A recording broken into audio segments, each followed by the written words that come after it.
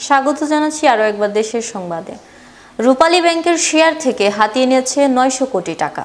2006 সালের মাঝামাঝি সময়ে রাষ্ট্রীয় মালিকানাধীন রূপালী ব্যাংক বিক্রির প্রক্রিয়া শুরু করে প্রাইভেটাইজেশন কমিশন।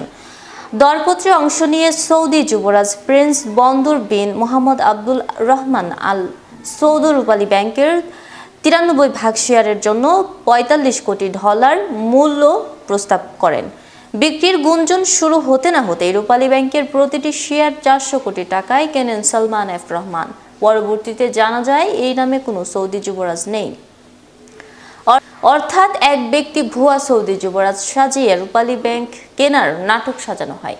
তখন রূপালী ব্যাংকের শেয়ারের দাম 3400 কোটি টাকায় উন্নীত হয়। জালিয়াতির মাধ্যমে রূপালী ব্যাংকের শেয়ার থেকে 900 কোটি টাকা হাতিয়ে নেন সালমান। দর্শক, এই ছিল এখনকার মতো তথ্য। এছাড়া সর্বশেষ সংবাদ পেতে চোখ রাখুন সেফ টিভির পর্দায়। ধন্যবাদ সবাইকে।